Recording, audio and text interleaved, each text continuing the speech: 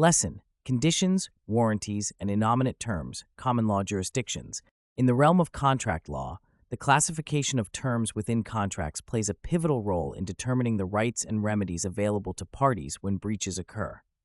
Conditions, warranties, and innominate terms represent distinct categories of contractual terms, each possessing unique characteristics and implications for enforcement and remedies. Understanding these distinctions is crucial for legal professionals who draft, analyze, and enforce contracts, as it directly impacts the strategic decisions made during contract negotiation and litigation. Conditions are fundamental to the contract's existence, serving as essential promises that go to the root of the agreement. A breach of a condition allows the injured party to terminate the contract and seek damages. For instance, in the case of Poussard v. Spiers and Pond, an opera singer's failure to perform on opening night was deemed a breach of condition, allowing the producers to terminate the contract. This example underscores the importance of identifying and clearly defining conditions within contracts to avoid disputes and ensure enforceability. Legal professionals can utilize frameworks such as a checklist of essential terms to identify which terms should be classified as conditions, thereby guiding negotiations and drafting processes to safeguard their clients' interests. Warranties, in contrast, are less critical terms that do not go to the essence of the contract.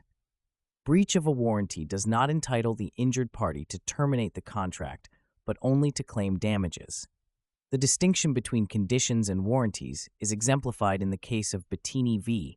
G., where a singer's failure to attend rehearsals was considered a breach of warranty rather than a condition, thus not justifying termination. Practitioners must be adept at drafting contracts that specify the classification of terms as warranties to manage client expectations and determine appropriate remedies in case of a breach.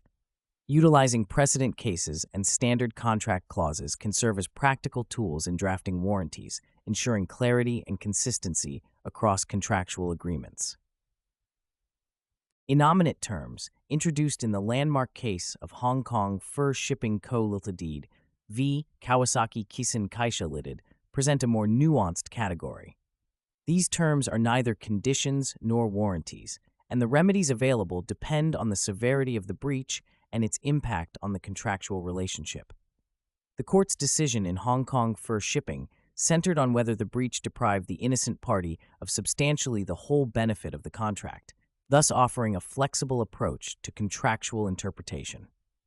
This case illustrates the practical application of innominate terms, highlighting the need for legal professionals to assess breaches on a case-by-case basis. Developing expertise in identifying and arguing the significance of innominate terms can significantly enhance a practitioner's ability to navigate complex contractual disputes.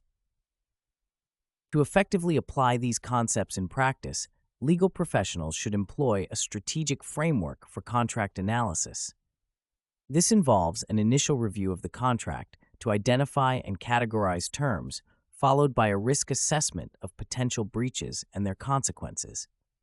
This approach can be complemented by creating a decision matrix that evaluates the impact of each term's breach on the overall contract, guiding the practitioner in advising clients on potential remedies or renegotiation strategies.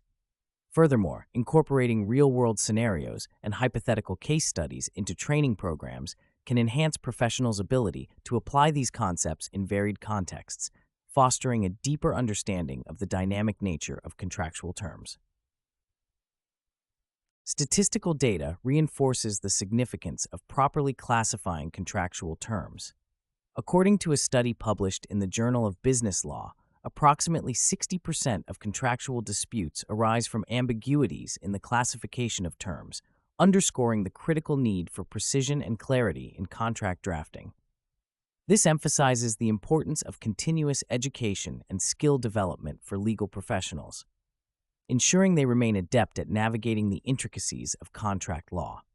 By engaging in workshops and seminars focused on contract drafting and interpretation, practitioners can stay abreast of the latest developments and best practices in the field. In conclusion, mastering the distinctions between conditions, warranties, and innominate terms is essential for any legal professional engaged in contract law. By employing practical tools and frameworks, such as checklists, precedent cases, and decision matrices, practitioners can enhance their proficiency in drafting, analyzing, and enforcing contractual terms. The integration of real-world examples, case studies, and statistical data further reinforces the practical application of these concepts, equipping legal professionals with the skills necessary to navigate the complexities of contract law effectively.